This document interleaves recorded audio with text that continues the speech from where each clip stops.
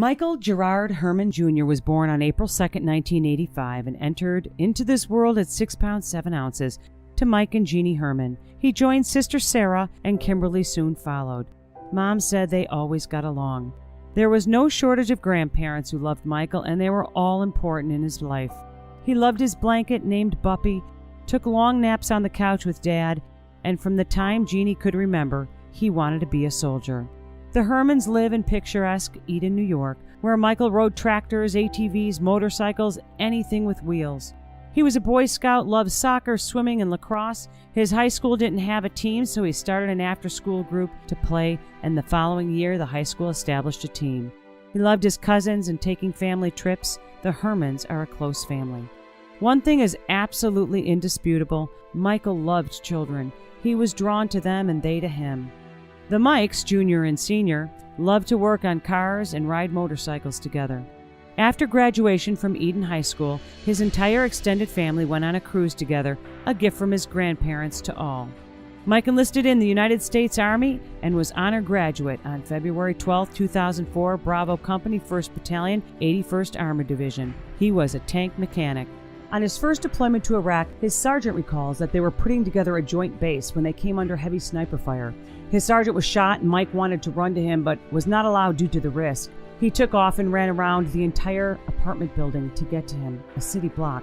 He had been shot 3 times and did not realize it. Mike got him to safety. His unit then got a call that there was a Humvee hit and on fire with a unit pinned down. Mike Herman jumped in a vehicle, raced over, and saw where the unit was pinned down and placed his vehicle between the unit and the burning Humvee and the enemy. He then climbed up and manned the 50 cal, laying down suppressive fire, allowing the unit to reorganize and get back in the fight. Sergeant Mark Camposano said he saved at least 15 lives that day. He stated, "I deployed twice to Iraq with Mike, and that is just what he did. Without any regard for his own safety, he always rushed in, never thought about himself." After the second tour, he was diagnosed with severe PTSD.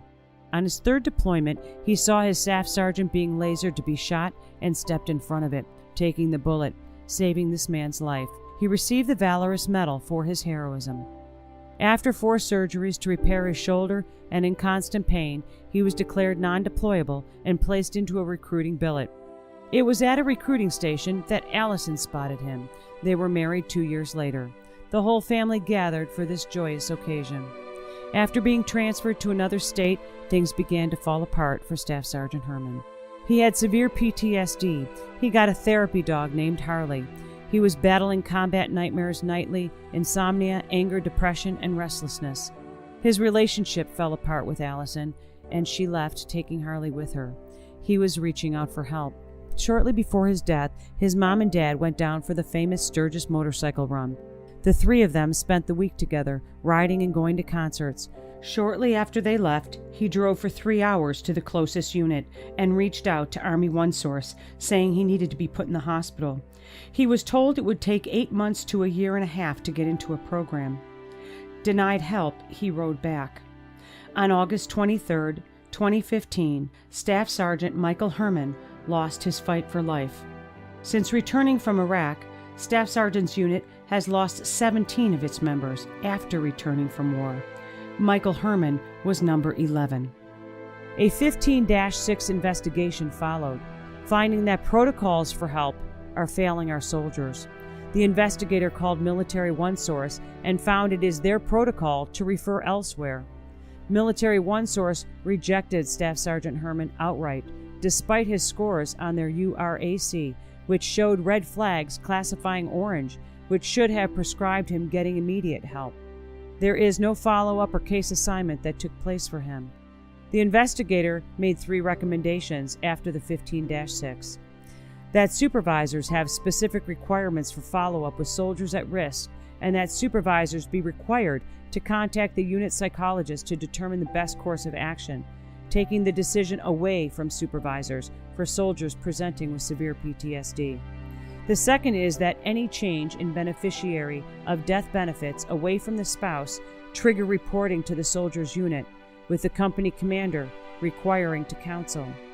Finally, he recommended that Military One Source re-examine their protocols of denying support and resources to soldiers with severe PTSD. The major stress of marital difficulties, combined with severe PTSD, took the life of Staff Sergeant Michael Herman.